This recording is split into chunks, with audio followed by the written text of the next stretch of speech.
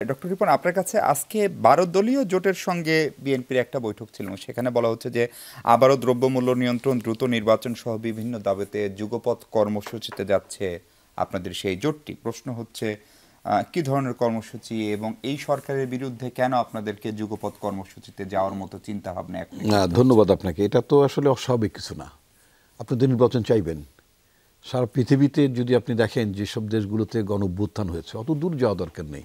যে পাকিস্তান ভেঙে আমরা বাংলাদেশ সৃষ্টি করলাম 69 সালে, আমরা পাকিস্তান মানে দিদেন ইস্ট পাকিস্তান, এবং ওই পাকিস্তান ও পশ্চিম পাকিস্তানও তো আইয়ুব খানের বিরুদ্ধে মানে আপনার গণ অভ্যুত্থান সূচিত হয়েছে। ইট ওয়াজ নট অনলি আপনার বাংলাদেশের মানে অপোজিশন না, ওখানকার অপোজিশনও আইয়ুব খানের বিরুদ্ধে লড়াই করেছে।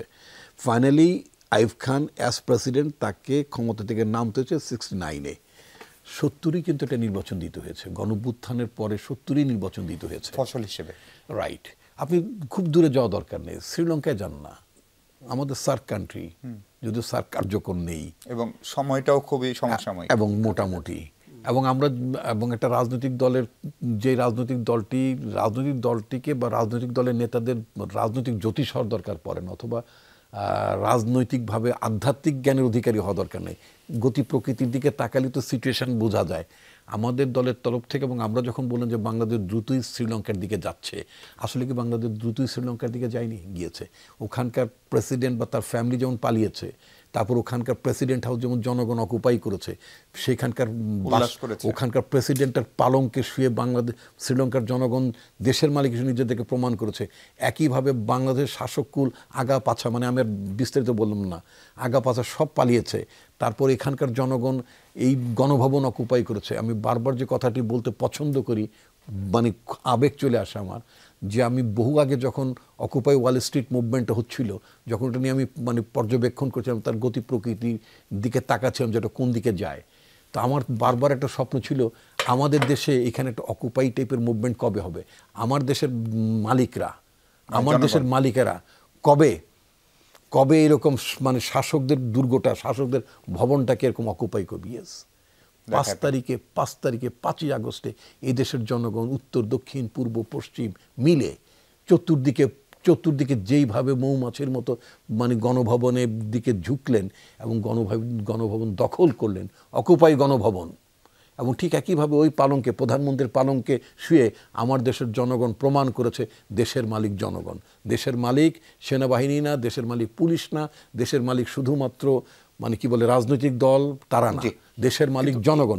এই অকুপাই গণভবনের মধ্য দিয়ে বাংলাদেশের জনগণ, সে যে জনগণই যে সার্বভৌম ক্ষমতার উৎস, সেটা তারা প্রমাণ করেছে। তাহলে এখন তো মালিক জনগণ। ইয়েস, দেশের মালিক জনগণ।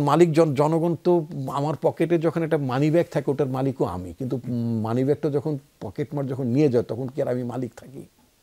তখন তো আমাকে পুলিশের কাছে যেতে হয়, মানে ছিনতাইকারের পেছনে দৌড়াইতে হয় আমার মানি ব্যাগ উদ্ধার করার জন্য। মানে মানি ব্যাগটা তাহলে ছিনতাইকারী নিয়ে গেছে? নো, আমি আশঙ্কা করি যে আমার আন্দোলনের ফসল, আন্দোলনের চেতনা, আন্দোলনের আকাঙ্ক্ষা যাতে কোনোভাবে ভুলুণ্ঠিত না হয়, যাতে মানুষের আস্থার ঘাটতি না হয়, যেন নিয়ে যেতে না পারে। আশরাফ কায়সার যে কথাটি বলতে চেয়েছেন, আমি যতটুকু বুঝেছি আমার ক্ষুদ্র জ্ঞানে, তাতে আমার মনে হয়েছে যে মানুষের একটা আকাঙ্ক্ষা ছিল এই দেশটাকে নিয়ে, নির্বাচন ব্যবস্থা নিয়ে, সরকার নিয়ে। এই যে সরকারটাকে উড়িয়ে দিল, তার মানে একটা সরকার তো একটা সিস্টেমের মধ্যে ছিল, সেটা চুরি ধারামি করে চলছিল। তো জনগণ বলছে this is not your way, আমি এটা মানি না, উড়াই দিল এটাকে। এইটাই উড়াই দেওয়াটাই হচ্ছে গণ অভ্যুত্থান। এবং এটা কোনো আইন কানুন মেনে আপনার এটা হয়নি। এখন আমার বক্তব্য হচ্ছে, যে কথাটা আপনি বলতে চাচ্ছেন, আপনারা এখন কেন আন্দোলনে যাচ্ছেন? আন্দোলনে যাচ্ছে এই কারণে যে আপনি বলছিলেন আন্দোলন যাচ্ছে, আমি একটা নির্বাচন চাই। সারা পৃথিবীতে শ্রীলঙ্কার উদাহরণ টানলাম, তিউনিসের উদাহরণ টানলাম, মানে বলিনি, বলছি আপনার পূর্ব ইউরোপের কথা যদি বলি, আরব স্প্রিংয়ের পরে সেই দেশগুলোর কথা যদি বলি, outcome is a good election. জনগণ তার শাসক নির্বাচিত করতে পছন্দ করে। জনগণ মনে করে এইভাবে আমি পরিচালিত হচ্ছি, অথবা আমি এম্পাওয়ার্ড হচ্ছি। আমি একটি কথা বলতে খুব পছন্দ করি, সেটা হচ্ছে এম্পাওয়ারমেন্ট অফ দ্য পিপল। জনগণের ক্ষমতায়নের জন্য। এম্পাওয়ারমেন্ট অফ দ্য পিপল আপনি করতে পারবেন কিভাবে?